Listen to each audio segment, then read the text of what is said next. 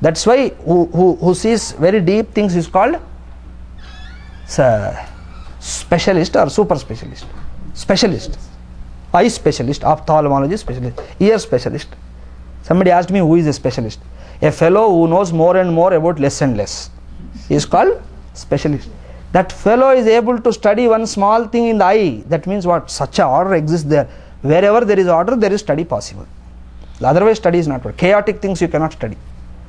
So regarding the body, there is a certain order which is controlled by the nature outside. Then I can see one measure and follow that.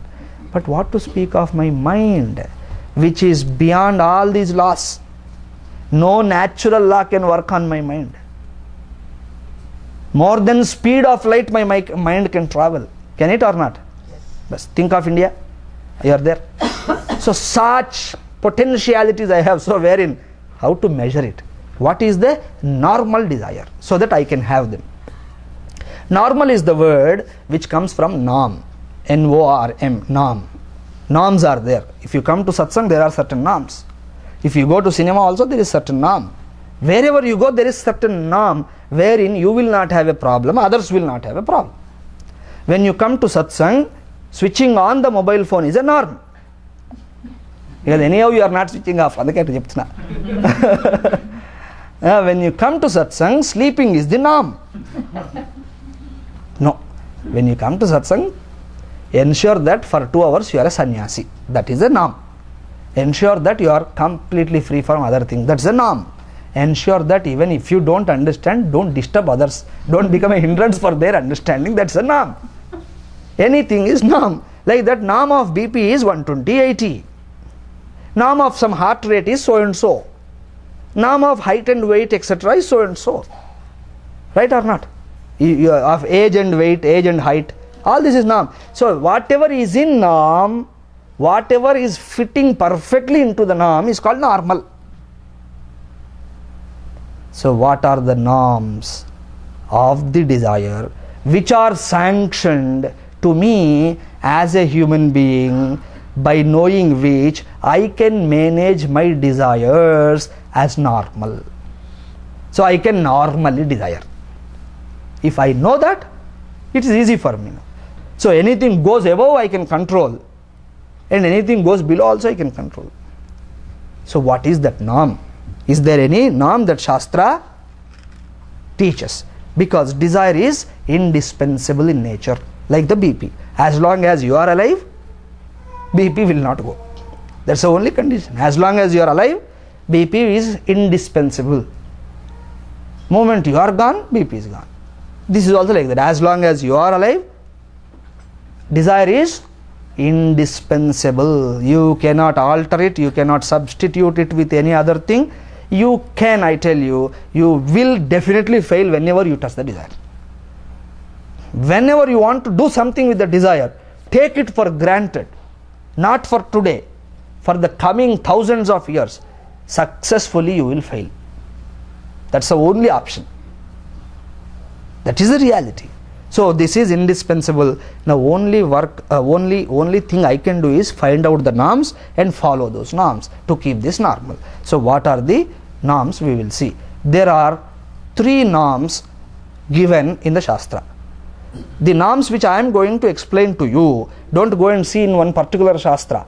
In one particular book you don't get this. This is from different sources. From Gita, from that, from this. We collect and I am presenting that to you. The first norm is appropriateness. What is that? Appropriateness. The desire should be appropriate desire. Then you will not have a problem. Then desire will not disturb you. Appropriate, for example, expecting a Vedantic talk from me. If you have that desire, then what? That desire will help you. You are successful in that. You are expecting C++ from me.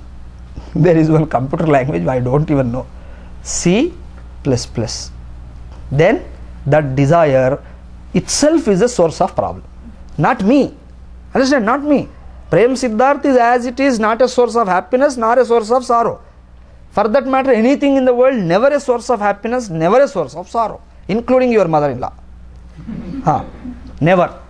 Because of desire, what you are desiring. If you are exactly desiring what I can give, then you will be happy appropriately. And also desiring less than what I can give, you are definitely going to be successful. Though it is appropriate, if you desire more, then it's a problem. That becomes inappropriate again. So appropriate from all angles. Omni-appropriateness. Right, sir? From all directions. And that is called dharmikam in Sanskrit.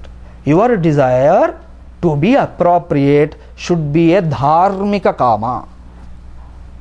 That should always be in keeping with dharma. Not the body, not the mind, not the enjoyments. If it is following dharma, then your desire is good. Swamiji, if I follow dharma now and then I may miss my joys and other things. Yes, you will. Definitely. Definitely it is. Because if you want to be correct, you have to miss certain things, which will unnecessarily lead you to problem. The desire which can give you the greatest flowering, the desire which can make you grow and grow up to God, and realize that you are verily that desire becomes a dukkham for you. That this desire will throw you in hell. So that is if you don't use. So when I put not my wish, my will, my idea, no, I will only follow dharma. If my desire is in keeping with dharma, I am happy. If desire, I have certain desire which dharma is not validating, then I will simply drop it. I mean, it is very difficult. Of course, who said it is easy? Any great things are with little difficulty it begins. With little difficulty. Whatever is difficult now and gives sukham afterwards, that's always good. Now and then though we trespass, always having that mindset that I will follow only appropriate is always good. So you have to make your mind, teach it again and again by the means of satsanga, nama sankirtana, whatever you desire. Let that whatever the means may be, desire only appropriate things. From wife, appropriate. From husband, appropriate. From everyone, just appropriate. That which should not go against. So ethics, morality, and different things. And here I should be very diligently I should follow, very actively I should scrutinize. Because I may be poor in many aspects, but with the count of desires, I am the richest person on earth. Are you not? How many desires you will have every day? How many? Every day, forget every day. Every moment. Desire, oh desire. And desires have three origins, three ways it comes to you. When a desire comes to my mind, a thought, in the form of a thought, a desire, three origins are there. Udgama sthanas are three. One, it comes because of certain inborn things. Second, it comes because of surroundings. And third, it comes because of purva janma vasana. So there are certain desires I get instinctively. I don't have any reason for it. If you ask me that why do you have this desire, I cannot tell you. I just have some instinct, either because of my parents or because of something else. And there are certain desires I have only because of society. Because that fellow had that car, now I want to buy. That's not useful to you, no problem. Still I will. And because this man is great, I want to be like him. Because this man is pious, I want to be like him. Because this man is a philanthropist, I don't want to be like him. That also. So I get desires instinctively, number one. There are desires which come from the society, number two. Cultured desire it is called. You have cultured it, meditated it so much that became a thought and thus desire. And third, I get some desires which look so weird, and I cannot see any link between that desire and the society, that desire and my instinct. Even my instinct says no to it. Still I will have a desire, like a dream. I don't want to dream that, but still it comes. So that comes from purva janma. Some purva vasanas are there very strongly imprinted inside. Now and then they come out. So I will have this inundation of desires. If I just keep quiet for a moment in the name of meditation, I will come across this. You can also do that. That's all. Flow, flow, flow, flow, flow, flow. That's why people want to sleep in the meditation, so that you won't have this problem. And people told me, lot of people very sincerely, Swamiji, after meditation I became restless. I tell you, he is a very sincere person, because he has seen the problem. So many desires in given one moment, that moment which is not enough to realize at least one desire. I get lakhs of desires, and completely weird sometimes, completely unconcerned, completely not at all required, still I get them. So because I am very good at getting all those things, it becomes my duty to sort them properly now. If I just allow whatever comes, then it's a problem. See, I am living in a dusty area where dust often comes into the house. Then you have to be more careful with that. When more dust is entering into the house, your windows and doors, everything needs to be properly adjusted and properly organized to arrest that.